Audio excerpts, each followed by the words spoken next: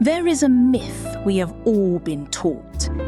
It whispers that the person with the biggest house, the newest car, the most impressive job title is the one who has won at money.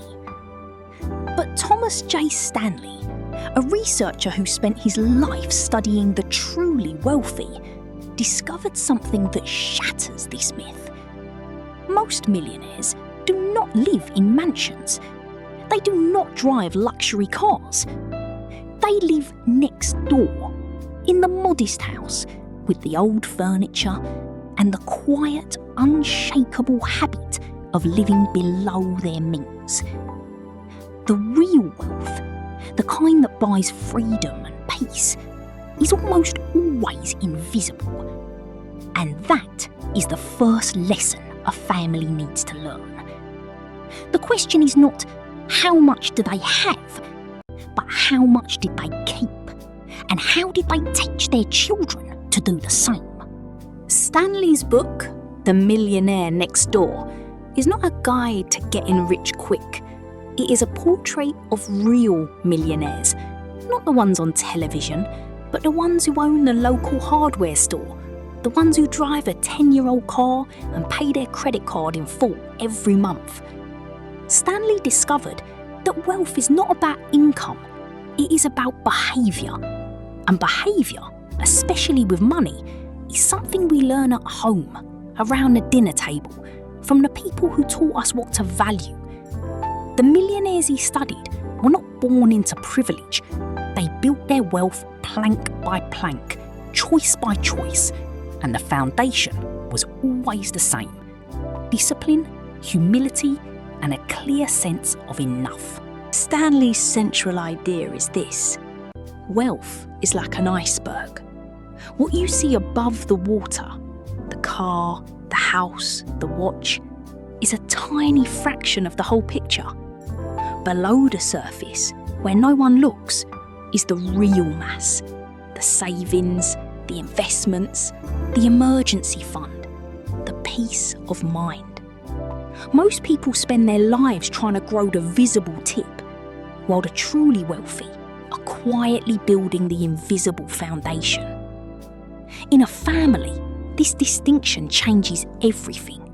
It means teaching our children that what you don't see is more important than what you show. It means celebrating the hidden choices, the ones that don't get likes or applause. It means looking at your own life and asking, are we building an iceberg or just a shiny float? Stanley found that the millionaires he studied had a simple, consistent habit. They knew where their money went. They did not have complicated software or secret formulas.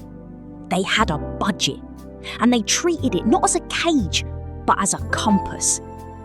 In many families, the word budget feels like a punishment, but Stanley reframes it. A budget is simply a written expression of your values. It says, this is what matters to us. This is where we choose to direct our resources. When a family builds a budget together, not as a tool of control, but as a map of shared dreams, money stops being a source of conflict and becomes a source of clarity. And clarity, when shared, is one of the most intimate gifts a family can give itself. One of Stanley's most striking findings: the millionaires he studied did not inherit their wealth. They earned it, often in unglamorous, unsexy businesses. They were contractors, farmers, small business owners. They worked hard, consistently, over decades. But more importantly, they were disciplined. They did not follow market trends or chase hot stocks. They saved methodically. They lived below their means. They valued financial independence over displaying high social status. This quiet, persistent work ethic, this rejection of the quick win, is a value that can be passed down through generations, not as a lecture, but as a way of life. The child who sees a parent repairing instead of replacing, saving instead of showing off, learns a lesson no classroom can teach: Perhaps Stanley's most important lesson for families is this: you cannot inherit wealth if you have not inherited the values to manage it. He found that many children of wealthy parents who received large gifts or bailouts ended up financially worse off than their peers who received nothing. The most valuable inheritance is not a trust fund. It is the financial literacy, the discipline, and the values that allow a person to build their own security. When we talk to our children about money, when we let them see the budget, when we teach them the difference between wanting and needing, we are giving them something no one can take away. And that gift, more than any check, is what sustains a family for generations. So how do we bring Stanley's wisdom into our home? The first practice is the invisible wealth conversation. Once a year, sit with your partner or your family and make a list, not of what you own, but of what you have saved, what you have avoided spending on status, what invisible choices have given you peace. Write down the things that don't show, the security you have built, the freedom you have protected. This conversation reframes wealth from what others see to what your family values. And it changes the emotional weather around money from scarcity and comparison to gratitude and intention.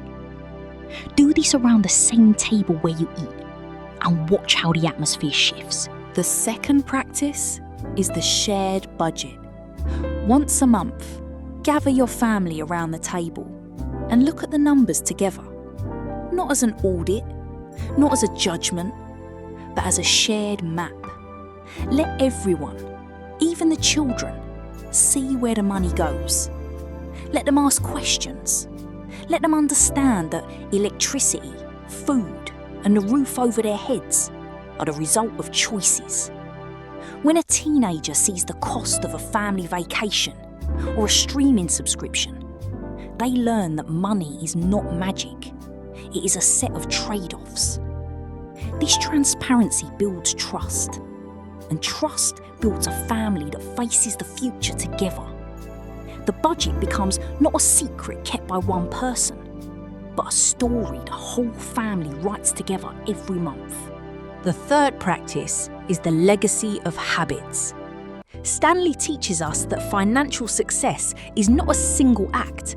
It is a collection of small, unglamorous habits performed consistently over a lifetime. As a family, choose one small habit to build together. Maybe it is saving a percentage of every allowance or paycheck. Maybe it is comparing prices before a purchase.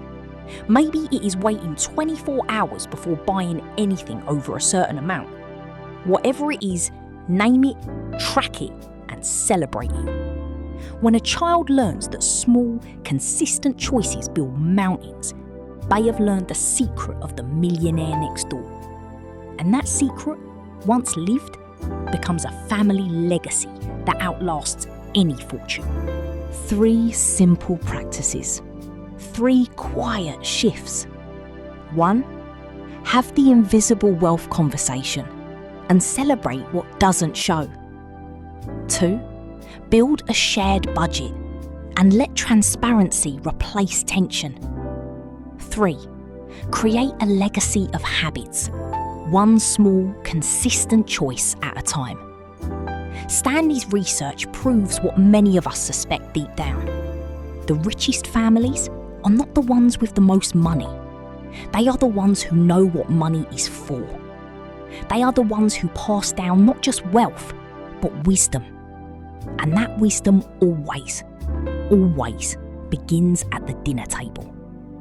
It begins with a question, a shared number, a small jar on a shelf, and it grows into a life that is rich in all the ways that matter, today and every day. Subscribe to the Apt Mind and turn on the bell so we can keep building a life where wealth is measured not by what we show, but by what we share. Thank you for being here today. Now, go look at your life with new eyes and see the invisible wealth you have already built. It is there, waiting to be named, waiting to be celebrated, waiting to be passed on.